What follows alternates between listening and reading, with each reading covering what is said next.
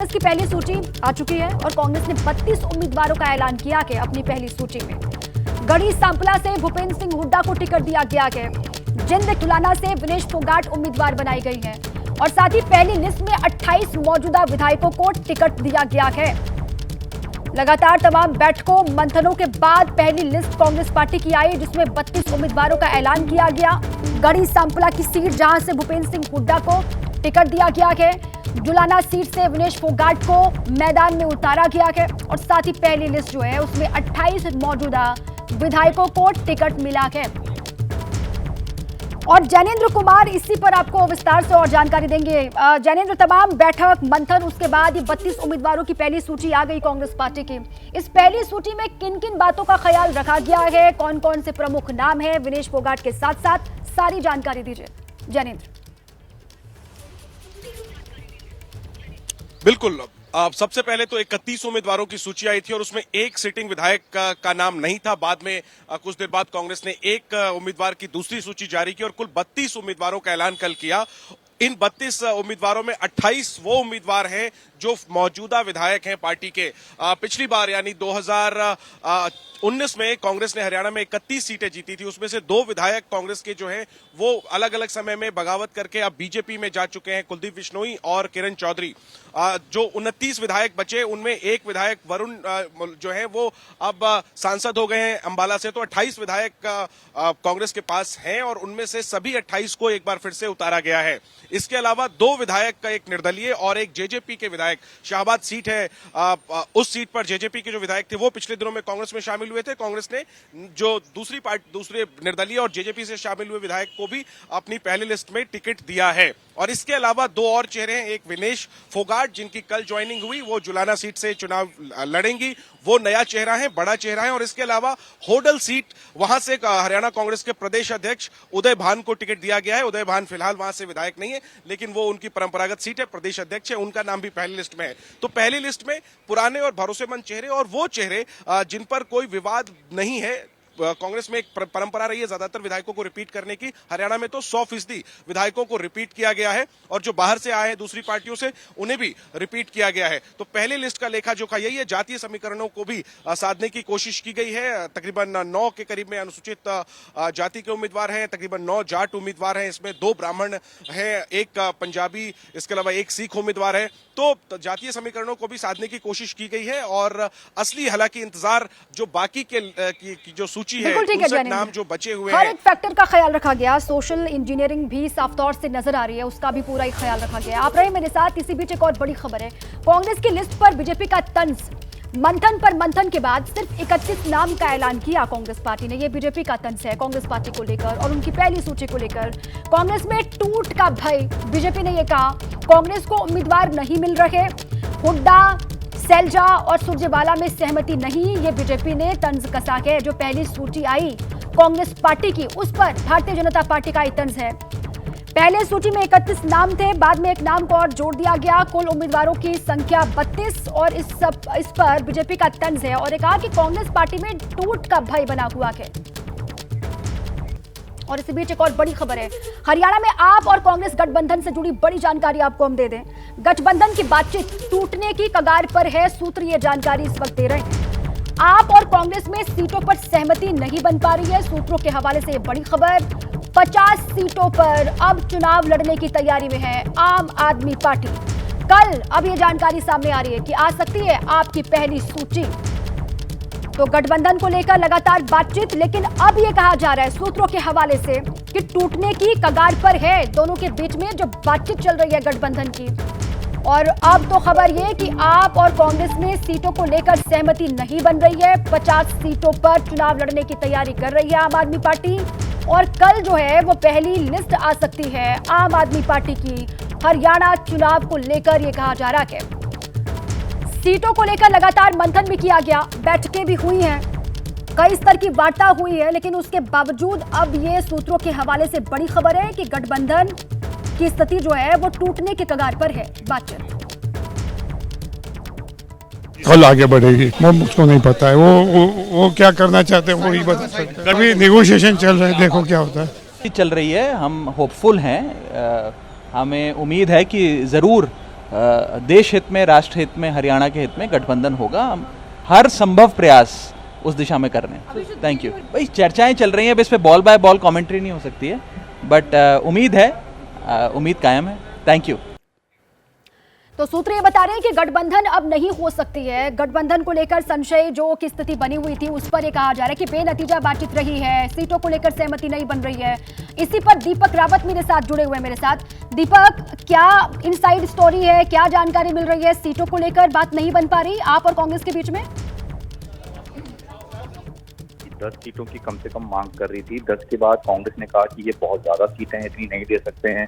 फिर 7 पर बात पहुंची, 7 पर भी आम आदमी पार्टी एग्री हो गई थी। उसके बाद और भी सीटें घटाने की बात कही गई, क्योंकि कांग्रेस सीधे तौर पर ये कह रही थी कि हम 4-5 से ज्यादा सीटें आपको बिल्कुल नहीं दे सकते, क्योंकि इस वक्त हरियाणा में कांग्रेस अपनी स्थिति को मजबूत समझ रही है और किसी भी दूसरे दल को ज्यादा सीटें नहीं देना चाहती है। लेकिन आम आदमी पार्टी का ये कहना था कि कम से कम सम्मानजनक सीटें उनको मिलनी चाहिए। साथ ही आम आदमी पार्टी की डिमांड थी कि उनके एक दो बड़े नेता हैं, खासतौर पर जो प्रदेश अध्यक्ष हैं सुशील गुप्ता और जो उपाध्यक्ष हैं अनुराग ढांडा, उनके लिए जो वो सीटें चाहते थे वो सीटें भी कांग्रेस देने को तैयार नहीं है। यही वजह है कि आम आदमी पार्टी के सोर्सों से जानकारी मिल रही है कि कल तक आम आदमी पार्टी अपनी पहली लिस्ट जारी कर देगी अगर गठबंधन नहीं होता है। आज इस तरीके से अल्टीमेटम दे रखा है कांग्रेस को सीधे तौर पर, और 50 सीटों पर पूरी तैयारी के साथ आम आदमी पार्टी चुनाव लड़ेगी, ऐसा सूत्रों से जानकारी मिल रही है।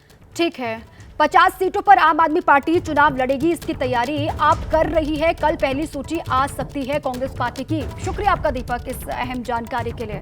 और जैनेंद्र कुमार भी मेरे साथ लगातार बने हुए। जैनेंद्र, कांग्रेस पार्टी की ओर से क्या कहा जा रहा है? मतलब आप कितनी सीटें चाहती है और कांग्रेस कितनी सीटें देना चाहती है आम आदमी पार्टी को? क्या जानकारी मिल रही है? देखिए, जी हाँ, बिल्कुल जो दीपक आपको जानकारी दे रहे थे, बातचीत आम आदमी पार्टी की तरफ से 10 सीटों की मांग के साथ शुरू हुई थी और कांग्रेस शुरू से ही 5 सीटों के ऑफर पर बनी हुई है। आम आदमी पार्टी, हमें उच्च सूत्र बता रहे हैं कि आम आदमी पार्टी ने अब जो सीटों की डिमांड थी संख्या की, उसको घटा दी है। आम आदमी पार्टी अब 5 से 6 सीटों पर भी राजी हो गई है, लेकिन अब उसकी नजर अपनी पसंद की सीटों पर है। आम आदमी पार्टी अब अपनी पसंद की सीटों पर अड़ गई है। मेरी आम आदमी पार्टी में भी कुछ आला नेताओं से बात हुई, उनका कहना है कि हम बीजेपी को हराने के लिए गठबंधन तो चाहते हैं किसी भी कीमत पर, हम अपनी सीटों की संख्या डिमांड जो है वो घटाने को तैयार है, लेकिन जो हमारी मजबूती है जिन इलाकों में, हम उन सीटों पर तो लड़ना ही चाहते हैं कम से कम। यही वजह है कि आम आदमी पार्टी ने, हमारे सूत्रों ने बताया है कि आज शाम तक का अल्टीमेटम कांग्रेस को दिया है। आम आदमी पार्टी 5 से 6 सीटों पर तैयार तो हो गई है, लेकिन आपके सूत्र क्या बता रहे हैं पसंद की सीटें चाहिए। गठबंधन पर बात बनेगी, गठबंधन होगा भी कि नहीं होगा? सूत्र आपके क्या बता रहे हैं? जी, मैं आपको वही बता रहा हूं कि आम आदमी पार्टी ने कांग्रेस को आज शाम तक का अल्टीमेटम दिया है और आम आदमी पार्टी ने साफ कर दिया है कि जो उसके पसंद की सीटें अगर वो नहीं मिली तो वो फिर गठबंधन नहीं करेगी। और जो दीपक ने भी बताया कि 50 सीटों पर तो अपनी तैयारी, और इसके अलावा आम आदमी पार्टी के संपर्क में बीजेपी और कांग्रेस के 2 दर्जन से ज्यादा बागी हैं। तो ऐसे में आम आदमी पार्टी अपने और बागियों के सहारे सभी 90 सीटों पर उतरने की तैयारी कर रही है। हालांकि शाम तक का इंतजार करना होगा, क्योंकि संपर्क में राघव चड्ढा जो है वो आम आदमी पार्टी के नेता, वो कांग्रेस के केसी वेणुगोपाल और दीपक बावरिया से हैं। शाम तक अगर कांग्रेस आम आदमी पार्टी की शर्त नहीं मानती है, उसे उसकी पसंद की सीटें नहीं देती है, तो फिर हो सकता है कि इंडिया गठबंधन बिखर जाए बनने से पहले ही हरियाणा चुनाव में। जी बिल्कुल ठीक है जैनेंद्र, ये बड़ी और अहम जानकारी आप दे रहे हैं कि आज शाम तक पूरी तस्वीर साफ हो सकती है आप और कांग्रेस के गठबंधन को लेकर। बहुत शुक्रिया आपका पूरी जानकारी के लिए। उत्तराखंड से बड़ी खबर है। उत्तराखंड के चमोली में भीषण लैंडस्लाइड हुआ है। चमोली के लाता गांव में सड़क पर पहाड़ का बड़ा हिस्सा गिर गया और पहाड़ गिरने के बाद सड़क बंद हो गई है। लोगों को काफी दिक्कतों का सामना यहां पर करना पड़ रहा है आवागमन में। हालांकि प्रशासन यातायात को बहाल करने में वहां जुटा हुआ है। ये देखिए आप, लगातार बारिश और बारिश के बाद चमोली की ये तस्वीर है, भीषण लैंडस्लाइड की तस्वीर। लाता गांव के पास कहा जा रहा है सड़क पर यह पहाड़ी का बड़ा हिस्सा गिरा। सुबह की तस्वीर है जब रात को जोरदार बारिश और उसके बाद इस तरीके से यहां पर लैंडस्लाइड हो गया। पहाड़ गिरने के बाद ये जो सड़क आपको नजर आ रही है वो सड़क पूरी अब बंद है। लोगों को यहां से आवागमन करने की परमिशन अभी नहीं है, लेकिन प्रशासन की कई टीमें यहां पर लगातार जुटी हुई हैं जो इस पूरे रास्ते को साफ करने में और यातायात को बहाल करने में टीमें जुटी हुई हैं। चमोली की तस्वीर, सड़क पर पहाड़ का ये बड़ा हिस्सा आ गया, लैंडस्लाइड। एक्सक्लूसिव ये तस्वीर आपको हम दिखा रहे हैं। उत्तराखंड के अलग अलग हिस्से जहां पर जोरदार बारिश, चमोली में सबसे ज्यादा नुकसान हुआ है। जो स्थानीय सड़कें हैं, जो हाईवेज हैं, उनको भी नुकसान हुआ है। ये चमोली के लाता गांव की तस्वीर आपको दिखा रहे हैं। सड़क पर पहाड़ का बड़ा हिस्सा आके गिर गया। अब आगे बढ़ते हुए जयपुर से बड़ी खबर है। जयपुर के नाहरगढ़ में युवक की तलाश लगातार जारी है। नाहरगढ़ में मंदिर के दर्शन के लिए दो भाई वहां पर पहुंचे हुए थे। नाहरगढ़ की पहाड़ियों से एक युवक का शव मिला है। दूसरे युवक की तलाश वहां अब भी लगातार जारी है। 6 दिन से सर्च ऑपरेशन चल रहा है। हेलीकॉप्टर के जरिए युवक की तलाश वहां पर की जा रही है। वन विभाग, एसडीआरएफ की टीम भी वहां पर मौजूद है। सर्च ऑपरेशन में तमाम टीमें जुटी हुई हैं पिछले 6 दिन से, लेकिन अभी तक एक युवक के बारे में जानकारी हासिल नहीं हो पाई। तो जयपुर से एक खबर देखिए, नाहरगढ़ की पहाड़ियों में युवक का शव मिला के एक युवक का शव मिला, एक की तलाश वहां पर अब भी की जा रही है। 4 तस्वीरें आपको हम दिखा रहे हैं। आशीष के साथ वहां पर क्या हुआ, ये सवाल अब भी बना हुआ है। मंदिर यात्रा के लिए 2 भाई गए थे, लेकिन दोनों ही लापता हो गए। 6 दिन से सर्च ऑपरेशन वहां पर चल रहा है। तलाश एक युवक की वहां पर की जा रही है। हेलीकॉप्टर की मदद भी ली गई। सर्च ऑपरेशन वहां पर आसमान से भी चलाया जा रहा है हेलीकॉप्टर के जरिए। जो 4 तस्वीर, 6 दिन का वक्त गुजर चुका है। सर्च ऑपरेशन में अभी कुछ भी हाथ नहीं आया। नाहरगढ़ की पहाड़ियों के घने जंगल में लापता हुए राहुल पाराशर का अब तक कोई सुराग नहीं मिला है। कई फेज के सर्च ऑपरेशन के बाद भी अब तक राहुल का कोई सुराग नहीं लगा। ये इलाका बेहद घना जंगल वाला है और यहाँ पर कहा जा रहा है खतरनाक जानवरों का भी खतरा लगातार बना रहता है। चरण मंदिर वो जगह है जहाँ राहुल और उसके भाई आशीष अपने परिवार के संपर्क में थे। इसके बाद वो दोनों बिछड़ गए। आशीष ने अपनी मां को फोन करके इस घटना की जानकारी दी। उन्होंने कहा कि वो रास्ता भटक गए हैं। चरण मंदिर के पुजारी ने भी पुलिस पूछताछ में राहुल और आशीष की कोई खास जानकारी साझा नहीं की। घने जंगलों के बीच एबीपी न्यूज संवाददाता मनीष शर्मा की एक ग्राउंड रिपोर्ट आपको दिखाते हैं। नाहरगढ़ की पहाड़ियां जो एक वन्य अभ्यारण्य क्षेत्र भी है, यहीं पर रविवार को दोनों भाई राहुल और आशीष ट्रैकिंग के लिए आए थे। लास्ट जो उनकी बातचीत समझ में आई उसके मुताबिक ये चरण मंदिर है जो पहाड़ियों पर बना हुआ काफ़ी प्राचीन मंदिर है और यहाँ पर हर रोज़ सैकड़ों लोग दर्शन के लिए आते हैं। बताया जाता है कि चरण मंदिर में दर्शन करने के बाद दोनों भाई ये जो आसपास के जंगल हैं इसमें ट्रैकिंग के लिए गए थे। इस वक्त हेमंत शर्मा हैं पुजारी जी चरण मंदिर के। हेमंत जी, आपको पता लगा 2 बच्चे यहाँ से गायब हुए? नहीं, मेरे को नहीं मालूम था। ऐसे बहुत लोग आगे आते हैं, ऐसे ध्यान भी नहीं देता है। तो आपको जानकारी है क्या वो आए थे? क्या कोई सीसीटीवी या कुछ है क्या आपके? कुछ नहीं है। कुछ नहीं है। तो यहाँ लोग आते हैं, फिर पुलिस ने आपसे भी पूछताछ की? आप पूछा करिए, मैंने उनसे कही 200 से 250 लोग आगे आती है, मतलब ऐसा ध्यान भी नहीं देता है जी। ये मंदिर कब से कब तक खुला रहता है? ये मंदिर सुबह 6 बजे से शाम को 8 बजे तक बंद होता है। बंद होता है या खुला रहता है? 8 बजे बंद हो जाता है और सुबह 6 बजे से 6 बजे से तक खुला रहता है। हाँ जी। तो आपको कोई ये ध्यान नहीं है, फोटो देखने के बाद आपको ध्यान आया हो? ऐसा ध्यान नहीं रहता है जी। अच्छा, ये पड़ी थी, ये आसपास क्या है पूरा? ये भैया इधर आदनी कुंड है और जंगल का वो है रूट, जंगल का रूट है। तो जैसा हेमंत शर्मा हमें बता रहे हैं, पुजारी है चरण मंदिर के, हथनी कुंड और उसके आसपास का ये इलाका है। अगर यहाँ पर नज़र डालें तो ये बहुत ही घना एक पूरा जंगल है और ऐसा कहा जा रहा है कि जंगल के भीतर ही ये दोनों भाई गए थे और यहाँ से वो ट्रैकिंग करते हुए जब आगे निकले उसके बाद उनमें से एक आशीष ने अपनी माँ को भी फ़ोन किया और ये कहा कि हम रास्ता भटक गए हैं और मैं अपने भाई से भी अलग हो गया हूँ। कुछ इस तरीके के ये कच्चे पक्के पगडंडी वाले रास्ते हैं जो कि आमतौर पर ट्रैकर्स की पसंद होती है और यहीं पर वो आम दिनों में ट्रैकिंग के लिए जाते हैं। देख सकते हैं हम, जैसे जैसे हम आगे बढ़ रहे हैं तो उसी के साथ साथ ये जंगल भी आगे बढ़ता जा रहा है। इसके अलावा वन्य क्षेत्र होने की वजह से यहाँ पर पैंथर समेत दूसरे जंगली जानवरों का खतरा भी हर वक्त बना रहता है। 2 दिन बाद आशीष का शव तो इसी जंगल में मिल गया था, लेकिन राहुल का अब तक कोई पता नहीं चल पा रहा। इस बीच सर्च के लिए हेलीकॉप्टर की भी मदद ली गई। इसके अलावा एसडीआरएफ की जो तमाम टीमें हैं वो भी राहुल को तलाशने का काम कर रही हैं। आशीष का शव मिला और उसके बाद राहुल के बारे में कोई सूचना नहीं मिली, लेकिन आशीष ने अपनी मां को आखिरी बार ये ज़रूर बताया था फ़ोन पर चरण मंदिर से निकलने के बाद कि हम लोग रास्ता भटक गए हैं और मेरा भाई राहुल भी मुझसे बिछड़ गया है, अब हमें समझ में नहीं आ रहा क्या करूं। देखिए, परिवार के लोग पुलिस पर लापरवाही का आरोप लगा रहे हैं। उनका कहना है कि जब शिकायत की गई तब पुलिस ने ध्यान नहीं दिया। क्या कहा थाने वालों ने? क्या कहा? थाने वालों ने कहा हमें कोई मतलब नहीं है, तुम्हारे बच्चे की जिम्मेदारी खुद नहीं उठा सकते, हम क्या करें? इंचार्ज साहब ने कहा मुझे। तो धक्का मार के मैं भाग गया था। हम इंचार्ज साहब 2 बजे आए थे। इंचार्ज साहब ने कहा कि मुझे कोई लेना देना नहीं है, तुम्हारे बच्चों की क्या मैंने ठेकेदारी ले रखी क्या, मैं क्या करूं, तुम्हारे बच्चे की जिम्मेदारी तुम रखो, तुमने क्यों भेजे। तो घना जंगल वाला खतरनाक इलाका है। कई टीमें वहां पर 4 से 5 घंटे हर दिन सर्च ऑपरेशन चला रही है, लेकिन उसके बावजूद भी राहुल के बारे में कोई जानकारी हासिल नहीं हो पाई है। नाहरगढ़ सीधे आपको ले चलते हैं, वहीं से मनीष शर्मा मेरे साथ जुड़ गए हैं। मनीष, सबसे पहले तो पुलिस क्या कुछ बता पा रही है? जो टीमें वहां पर सर्च ऑपरेशन कर रही हैं वो क्या बता रही है? स्थानीय पुलिस क्या बता रही है इस पूरे ही मामले के बारे में? दीपा, जहां तक पुलिस का कहना है, पुलिस का ये कहना है कि हम फिलहाल पूरा फोकस राहुल को ढूंढने में हालत में है। ये कह पाना बहुत जल्दबाजी होगी। ये नाहरगढ़ का जो पूरा इलाका है बहुत घना जंगल है, जैसा आपने भी बताया।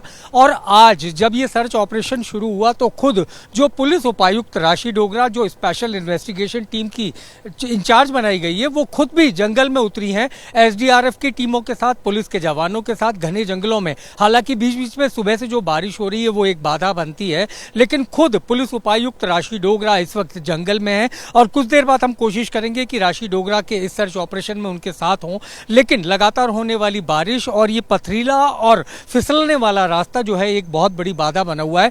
दीपा, जंगल की स्थिति मैं आपको दिखाना चाहूंगा, मेरे कैमरामैन दिखाएंगे। आप देख सकते हैं कि कितना घना जंगल है ये, चारों तरफ ऊंचे ऊंचे वृक्ष हैं और ऐसे में लेपर्ड समेत यहाँ पर तमाम जंगली जानवर भी पाए जाते हैं। कई किलोमीटर में फैला हुआ ये इलाका है, ऐसे में सर्च भी बहुत आसान नहीं है। अब पुलिस ने तकनीक का सहारा लिया है, क्योंकि राहुल और आशीष, उनके जो मोबाइल थे उसमें क्या लास्ट लोकेशन थी, उन्होंने किससे बात की, उसके बाद उनका मोबाइल कैसे बंद हुआ, इन तमाम पहलुओं को पुलिस की जो स्पेशल इन्वेस्टिगेशन टीम है उसने काम शुरू कर दिया है। साइबर एक्सपर्ट भी इस टीम में लिए गए हैं और ये पता लगाने की कोशिश की जा रही है कि आखिर कौन सी लोकेशन पे इन लोगों का फोन संपर्क कटा, और उसके इर्द गिर्द के दायरे में मेटल डिटेक्टर के जरिए और तमाम दूसरे संसाधनों के जरिए राहुल की तलाश की जा रही है। आशीष का शव मिल चुका था, उसका अंतिम संस्कार हो चुका है, लेकिन राहुल के बारे में अब तक पुलिस को या एसडीआरएफ को किसी भी प्रकार की कोई जानकारी नहीं मिली है। जी दीपा। आशीष का जो शव मिला मनीष, उसका पोस्टमार्टम तो हुआ होगा, पोस्टमार्टम रिपोर्ट में क्या निकल करके सामने आया, मौत की वजह क्या उसमें निकल के आई है? दीपा, पोस्टमार्टम की रिपोर्ट का अभी तक खुलासा पुलिस की तरफ से नहीं किया गया है, न ही परिवार को इसकी जानकारी दी गई है, लेकिन ये उम्मीद की जा रही है कि आज शाम तक पुलिस पोस्टमार्टम रिपोर्ट के आधार पर यह बताने में सक्षम होगी कि आखिर किस वजह से राहुल की मौत हुई। लेकिन राहुल का शव बीच जंगल में मिला, ऐसे में संभावना ये भी है कि या तो वो डर के मारे रात के वक्त उसको कोई इस तरीके का हार्ट अटैक आया हो या किसी जंगली जानवर ने उसके ऊपर हमला किया हो, लेकिन उसके ऊपर, शरीर के ऊपर कोई इस प्रकार के चिन्ह नहीं मिले जिससे ये साबित हो कि उस पर जंगली जानवर ने हमला किया था। लेकिन अब पोस्टमार्टम की रिपोर्ट के बाद ही ये तय हो पाएगा कि आखिर राहुल की मौत की वजह क्या रही। इस बीच पुलिस जो है वो पूरा फोकस किए हुए है कि राहुल के बारे में कोई जानकारी मिल पाए। इसी के जंगल के भीतर एक शमशान के जरिए जो रास्ता जाता है, फिलहाल राशि डोगरा अपने तमाम पुलिस कर्मचारियों और एसडीआरएफ की टीमों के साथ वहां गई हुई हैं और कोशिश की जा रही है कि चरण मंदिर से लगता हुआ जो तकरीबन 5 किलोमीटर का एरिया है वहां पर राहुल की सर्च को फोकस किया जाए। जी दीपा। ठीक है, शुक्रिया आपका मनीष, इस पूरी जानकारी के लिए भी आप लगातार नजर बनाए रखें। बहुत बहुत शुक्रिया आपका। मंगेश यादव एनकाउंटर की मजिस्ट्रेट जांच होगी, ये बड़ी जानकारी। सुल्तानपुर एनकाउंटर को लेकर ये बड़ी खबर है। मंगेश यादव का जो एनकाउंटर, उसको लेकर मजिस्ट्रेट जांच होगी। डीएम के आदेश पर लभुआ एसडीएम इस पूरे की मामले की जांच करेंगे। अखिलेश यादव ने इस पूरे की एनकाउंटर को लेकर सवाल उठाए थे। सुल्तानपुर एनकाउंटर में ढेर हुआ था मंगेश यादव। ज्वेलरी दुकान में लूट का आरोपी था मंगेश, जिसके बाद तमाम सियासत, सवाल जवाब भी हुए। समाजवादी पार्टी और बीजेपी के बीच में वार पलटवार का सिलसिला चला। इस बीच ये बड़ी खबर सामने आ रही है कि मंगेश यादव एनकाउंटर की मजिस्ट्रेट जांच होगी। डीएम के आदेश पर कहा यह जा रहा है, लभुआ एसडीएम इस पूरे ही एनकाउंटर की जांच करेंगी। समाजवादी पार्टी के राष्ट्रीय अध्यक्ष अखिलेश यादव ने इस एनकाउंटर पर सवाल उठाए थे सरकार की मंशा को लेकर।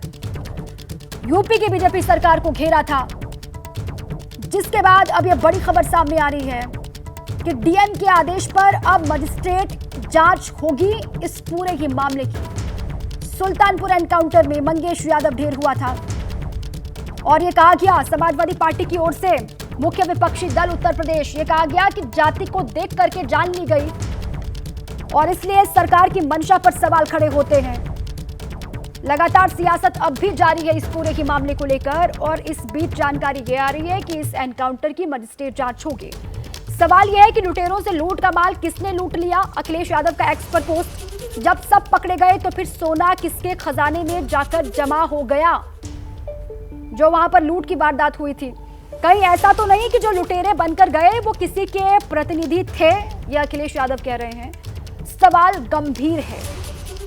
एनकाउंटर पर अखिलेश यादव के सवाल लगातार। एक और पोस्ट किया है उन्होंने एक्स पर और उसमें भी उन्होंने सवाल ही पूछे हैं। लूटकांड को लेकर भी सवाल उठा रहे हैं। क्या जो लुटेरे वहां पर पहुंचे हुए थे वो किसी के प्रतिनिधि थे? जानबूझकर ये पूरा सीन वहां पर क्रिएट किया गया, इसको लेकर वो सवाल उठा रहे हैं और साथ ही सवाल बहुत गंभीर है। मंगेश यादव के पिता और बहन ने भी इस एनकाउंटर पर सवाल खड़े किए हैं। आपको सुनवाते हैं। इसको हटाए हैं सर, सोमवार के ही 2 बजे ले गए हैं। जब वो ऐसा किया नहीं था, वो बंदा सोया था। वो इसको पकड़े 2 दिन अपने कस्टडी में रखे। माई बाप थे और दूसरा कोई होता पीछे गया होता, उसके साथ में कोई था नहीं। 2 दिन रखे, घर पर रोज राउंड मारते थे, कोई खोज खबर लेने वाला नहीं था। उसके बाद 2 दिन रखे के बाद तीसरे दिन उसको सुबह 4 बजे मार के वायरलेस कर दिए। भाई मुठभेड़ हुआ, गोली लग गया। सोमवार को 2 बजे रात को आई थी पुलिस, जबरदस्ती हमारे भाई को लेकर गई। जब हम लोग पूछताछ करने लगे तो बोले कि हम उनसे पूछताछ करके हम छोड़ देंगे। फिर वो छोड़े नहीं और हम लोग को बोले ज़्यादा बोलोगी तो मारेंगे भी। और फिर आके घर में पूरा चेक किए, कुछ मिला नहीं। उसके बाद उनको ले जाके कहीं और मारे और बता रहे हैं कहीं और मारे के।